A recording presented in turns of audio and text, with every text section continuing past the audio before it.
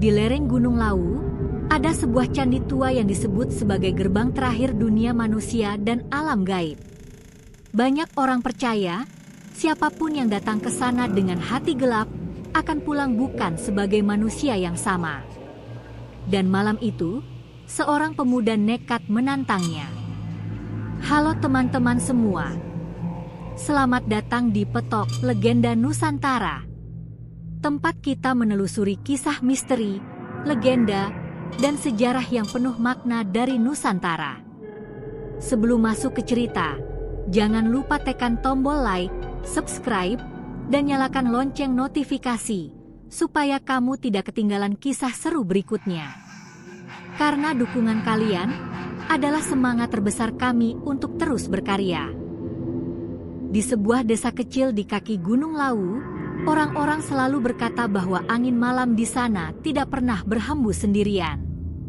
Kalau kau dengar namamu dipanggil saat matahari sudah tenggelam, ujar Pak Tua di warung kopi sambil menatap hampa ke arah lereng, jangan menoleh, karena yang memanggilmu bukan manusia.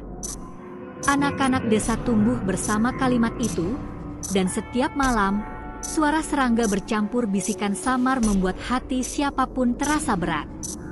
Dalam keheningan itu, Candi Sukuh berdiri, sunyi, dingin, dan seolah masih menjaga rahasia ribuan tahun lamanya.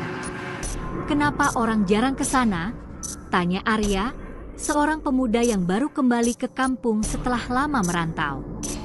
Ibunya hanya menatapnya cemas, lalu berbisik, Candi Sukuh bukan cuma bangunan tua. Nak, di sana ada gerbang yang tidak semua mata bisa lihat. Arya tersenyum tipis, mencoba menganggapnya hanya mitos.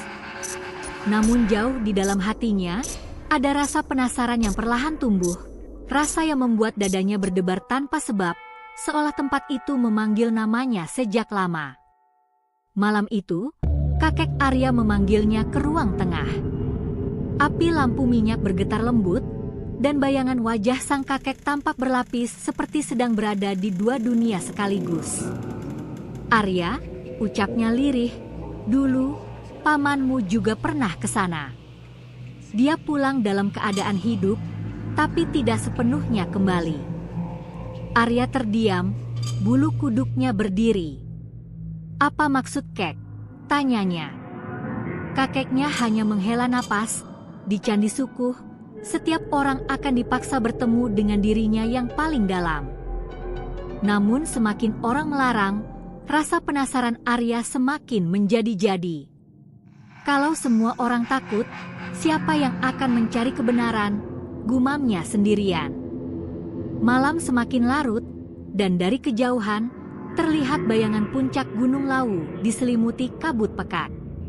Angin berhembus pelan, membawa aroma tanah basah dan dedaunan tua, seolah memanggil, seolah mengundang. Sebelum tidur, Arya menatap langit melalui jendela. Bulan tampak separuh, menggantung redup di atas lereng. Dalam hatinya ia berjanji, besok aku akan pergi ke Candi Sukuh. Dan pada saat yang sama, di dalam kegelapan hutan, terdengar suara samar, seperti bisikan halus yang menjawab, "Kami sudah menunggu." Pagi itu, kabut turun pelan dan menyelimuti jalan setapak menuju candi. Pepohonan tinggi berdiri seperti penjaga tua yang diam, namun seolah mengawasi setiap langkah pengunjung yang datang. Arya berjalan pelan, ditemani sahabatnya, Bagas. "Kau yakin soal ini?" tanya Bagas gugup. Arya tersenyum, walau hatinya tak benar-benar tenang. "Aku hanya ingin tahu apa yang disembunyikan tempat ini." Semakin mereka melangkah ke atas, udara menjadi dingin dan berat. Burung-burung berhenti berkicau, dan hanya suara dedaunan kering yang bergesekan dihempas angin. "Rasanya seperti ada yang mengikuti kita," bisik Bagas. Arya tak menjawab, namun ia juga merasakannya, rasa diawasi, rasa tidak sendirian. Sesampainya di pelataran candi, batu-batu besar terasa lebih hidup daripada yang pernah ia lihat di foto. Relief-relief tua memandang mereka seolah memahami rahasia manusia. "Kenapa patung-patungnya seperti sedih?" ujar Arya perlahan. Angin tiba-tiba berhembus kuat, dan kabut menutup sebagian gerbang utama. Di antara kabut itu, muncul seorang laki tua berpakaian sederhana. "Kalian tidak datang hanya untuk melihat, kalian datang karena hati kalian gelisah," katanya. Arya menatapnya kaget. "Siapa Embah?" Lelaki tua itu tersenyum samar. "Penjaga cerita, bukan penjaga candi. Yang kalian cari bukan di depan mata, tapi di dalam diri." Sebelum Arya sempat bertanya lebih jauh, lelaki itu berbalik dan menghilang begitu saja di balik kabut. Bagas gemetar. "Arya, kita pulang saja." Namun Arya berdiri kaku. Dalam hatinya, sesuatu mulai terbuka. Seperti ada pintu yang terus mengetuk, memaksa ia melangkah lebih jauh. Langkah Arya terasa berat ketika ia mulai berjalan memasuki bagian terdalam kompleks Candi Sukuh. Kabut turun semakin rendah, seperti tirai halus yang hendak menutupi mata dunia dari sesuatu yang seharusnya tidak disaksikan manusia. Udara di sekelilingnya tidak lagi sekadar dingin, melainkan terasa menekan, seolah ada beban tak terlihat yang menempel di dadanya. "Bagas, kalau kau takut, kau bisa tunggu di sini," ujar Arya pelan. Namun Bagas hanya menelan ludah, suaranya bergetar saat menjawab, "Takut, iya, tapi aku gak mau ninggalin kau sendirian." Arya tersenyum tipis, lalu menatap relief-relief batu yang dipenuhi simbol-simbol kuno. Entah mengapa, setiap ukiran terasa seperti mata yang hidup, memandangi mereka dari kedalaman waktu. Dan di tengah keheningan itu, seolah ada suara samar yang berbisik di telinganya.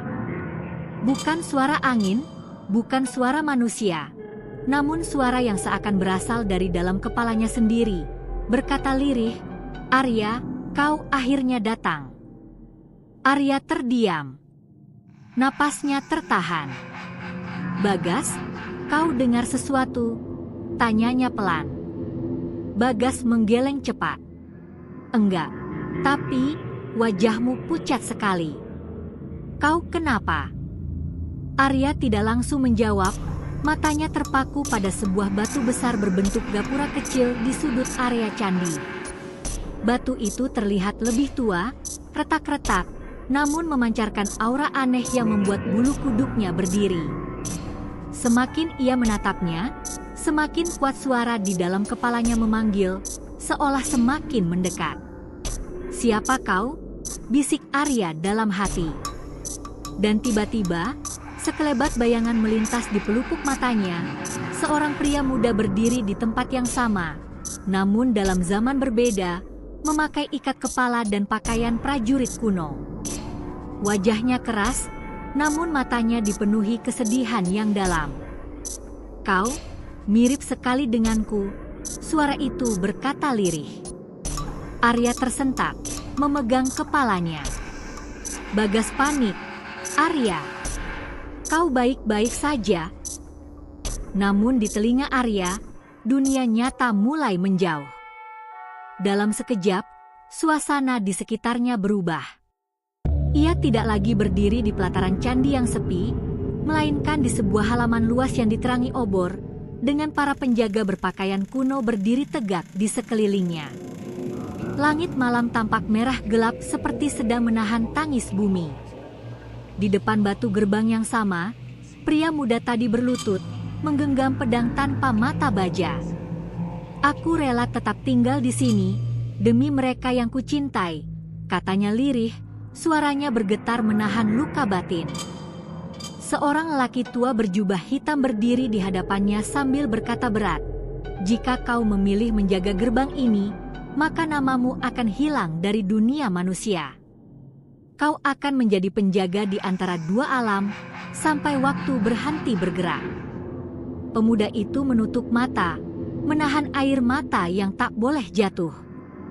"Jika itu satu-satunya cara, biar aku yang hilang," asalkan mereka tetap hidup. Saat kalimat itu terucap, dada Arya terasa perih, seperti luka yang diwariskan langsung kepadanya. "Arya, bangun!" "Arya!" Suara Bagas terdengar jauh, namun tangan sahabatnya terasa nyata mengguncang bahunya. Arya tersadar dengan napas terengah, sekujur tubuhnya basah oleh keringat dingin. Aku melihat seseorang," katanya gemetar. Bagas menatapnya cemas. "Seseorang? Di sini." Arya menggeleng pelan. "Bukan di sini, tapi di masa lalu. Dia seperti aku." Bagas menelan ludah. "Kau yakin bukan cuma halusinasi?" Arya terdiam lama sebelum menjawab, "Bukan, aku merasa seperti sedang melihat bagian dari diriku sendiri." Di saat yang sama, angin kembali berhembus pelan. Daun-daun bergetar, dan dari arah gerbang batu itu terdengar suara samar, seperti napas panjang seseorang yang sudah terlalu lama menunggu. Dan kali ini, bukan hanya Arya yang merasakannya. Bagas memucat. "Arya, aku juga dengar sesuatu." Suara itu semakin jelas, semakin dekat, semakin terasa menusuk ke dalam jiwa, bukan sekadar panggilan, melainkan permohonan, atau mungkin peringatan. "Pergilah, sebelum terlambat." Bisikan itu terdengar lirih namun tegas, seolah keluar dari celah-celah batu yang dingin dan tua. Arya berdiri mematung, dadanya bergemuruh, matanya berkaca-kaca tanpa ia sadari. "Kenapa? Kenapa aku merasa seperti mengenalnya?" gumamnya lirih. Saat itulah, tiba-tiba, bayangan lelaki tua yang mereka temui sebelumnya muncul kembali di ujung kabut, namun kali ini wajahnya tampak jauh lebih sendu. "Anak muda, gerbang ini tidak hanya memanggil orang yang penasaran. Ia memanggil mereka yang masih membawa utang kepada masa lalu." Arya menatapnya, suara bergetar. "Apa maksud Embah? Utang siapa?" Lelaki tua itu menatapnya dalam-dalam sebelum menjawab pelan. "Utang jiwa keluargamu." Arya terdiam lama setelah mendengar kata-kata lelaki tua itu.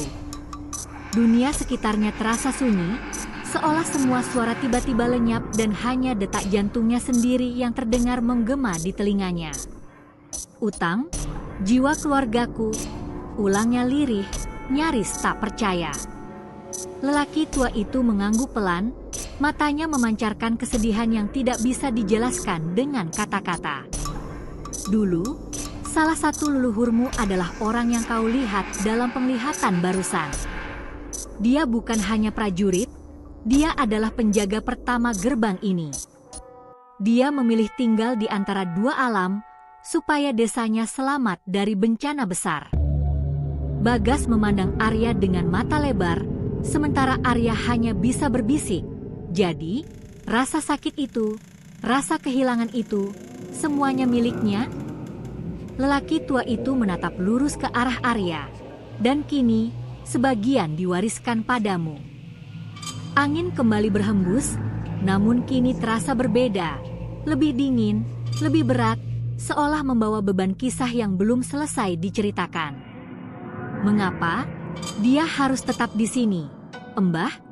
tanya Arya, suaranya bergetar. Lelaki tua itu menghela napas panjang.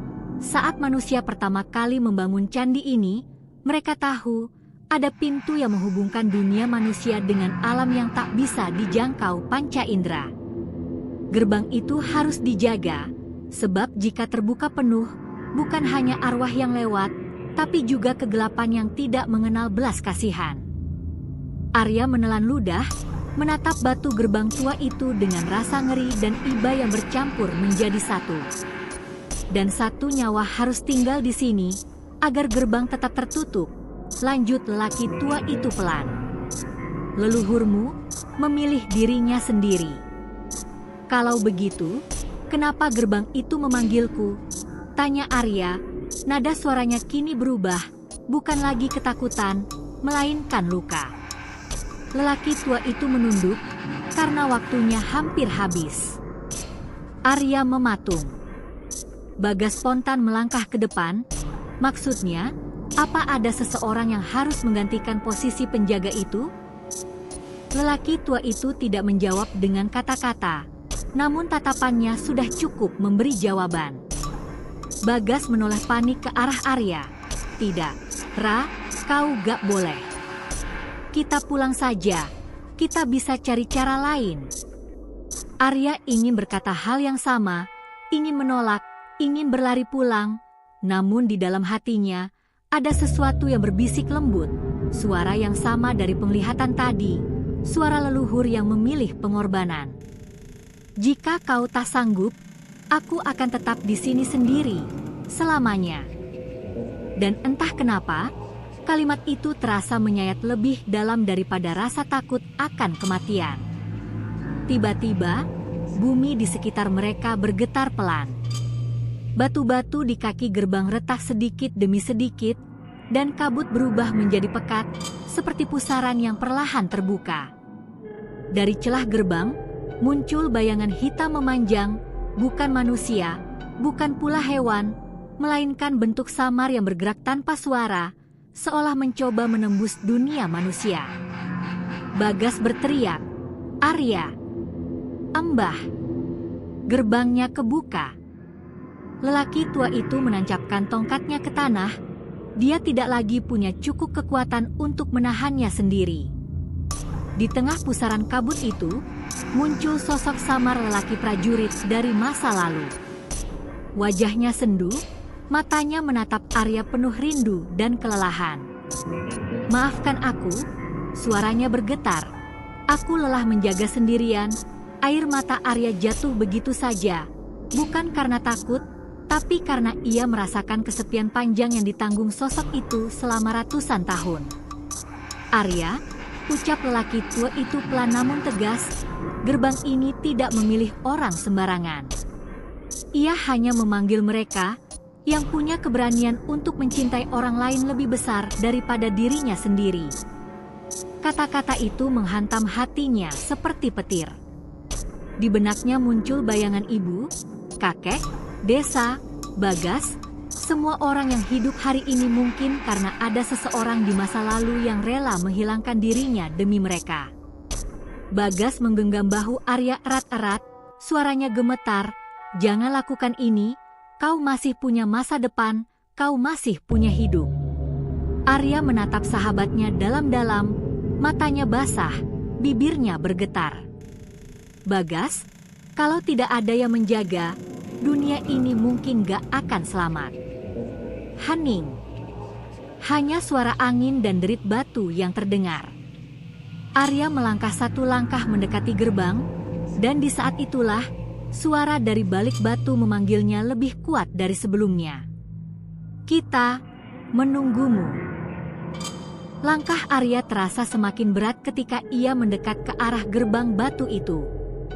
Setiap inci tanah yang diinjaknya seolah memanggil masa lalu, memunculkan potongan kenangan yang bukan miliknya, namun terasa begitu nyata di dalam dada.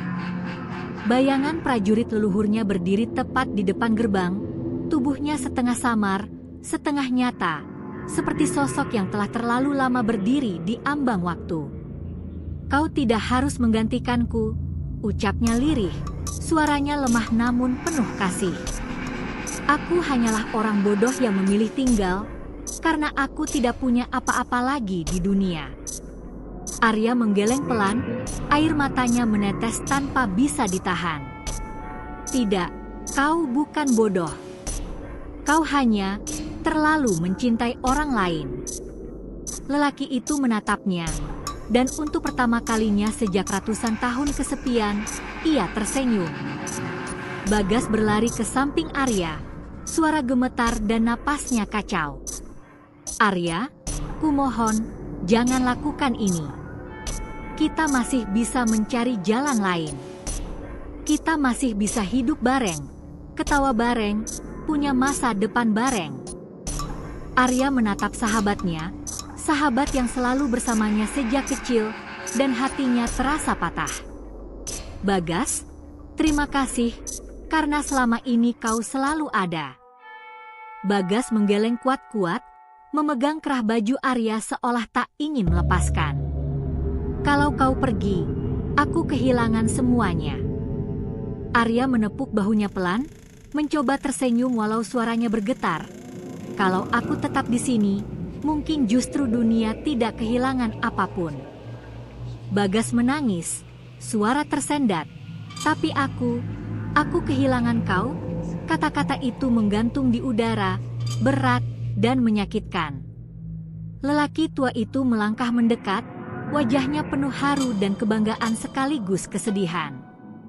Tak ada satupun pengorbanan yang benar-benar tanpa rasa sakit, katanya pelan.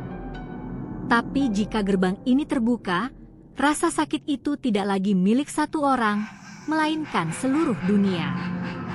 Arya menatap gerbang yang kini bergetar pelan, cahaya tipis memancar dari celahnya, bukan cahaya terang, melainkan kilau bisu yang terasa dingin dan dalam. Dari dalamnya terdengar bisikan lain, lebih banyak, lebih jelas, suara-suara yang entah siapa pemiliknya, seolah ribuan jiwa yang menunggu rumah. Jika aku tinggal, bisik Arya pada dirinya sendiri, mungkin mereka tidak lagi sendirian. Pada saat itu, ia sadar keputusan ini bukan tentang mati, tetapi tentang tetap hadir di tempat yang tidak akan pernah disebutkan dalam sejarah. Arya menoleh terakhir kali kepada Bagas. Jaga ibu, jaga kakek, bilang pada mereka, suaranya patah di tengah kalimat. Aku tidak menghilang, aku hanya memilih jalan lain. Bagas berteriak, Arya, jangan. Namun langkah Arya telah melangkah melewati batas yang tak pernah boleh dilewati manusia biasa. Cahaya tipis menyelimuti tubuhnya, bukan membakar, bukan melukai, melainkan menghapus perlahan-lahan keberadaannya dari dunia nyata. Leluhur prajurit itu berdiri di sampingnya, menatapnya dengan mata berkaca-kaca. Mulai sekarang, kau tidak lagi sendirian. Arya mengangguk pelan. Hatinya tenang, sekalipun tubuhnya terasa lenyap di antara kabut dan cahaya yang dingin. Beberapa saat kemudian, kabut menghilang. Gerbang kembali sunyi. Batu-batu tua berdiri seperti sedia kala, seolah tidak pernah menyimpan tragedi apapun. Bagas jatuh berlutut, menangis tanpa suara. Lelaki tua itu menatap gerbang dengan mata yang basah. Ia telah memilih, ucapnya pelan. Di angin yang berhembus lembut, terdengar suara samar, bukan jeritan, bukan tangisan, melainkan suara ketenangan yang dalam. Seolah dari jauh, seseorang berbisik, "Aku di sini, menjaga kalian." Sejak hari itu, orang-orang percaya Candi Sukuh bukan sekadar peninggalan masa lalu, melainkan gerbang terakhir yang terus dijaga oleh jiwa yang memilih tetap tinggal. Dan setiap kali angin berdesir di sana, mungkin itu adalah salam dari seorang pemuda yang mengorbankan dirinya agar dunia tetap utuh. Dan itulah kisah tentang legenda Candi Sukuh, gerbang gaib terakhir, sebuah cerita tentang pengorbanan, kesetiaan, dan cinta yang melampaui batas kehidupan manusia. Di balik batu-batu tua dan kabut yang membungkus lereng Gunung Lawu, mungkin masih ada jiwa-jiwa yang tetap berjaga, menjaga keseimbangan antara dunia yang terlihat dan dunia yang tak pernah benar-benar kita pahami. Kalau teman-teman berkunjung ke sana suatu hari nanti, berjalanlah dengan hati yang tenang. Hargai setiap jengkal tanah, setiap hembusan angin, karena bisa jadi ada penjaga yang mengawasi, bukan untuk menakuti, tetapi untuk melindungi. Terima kasih sudah menonton sampai akhir. Kalau kalian suka cerita ini, jangan lupa tekan like, tinggalkan komentar, dan share ke teman-teman supaya lebih banyak orang yang bisa menikmati kisah ini. Dukung channel ini dengan menekan tombol subscribe dan nyalakan lonceng notifikasi, agar kalian tidak ketinggalan kisah misteri, legenda, dan sejarah penuh makna dari Nusantara berikutnya. Sampai jumpa di cerita selanjutnya. Tetap jaga hati dan percaya bahwa setiap tempat tua selalu punya cerita yang sekadar menunggu untuk didengar.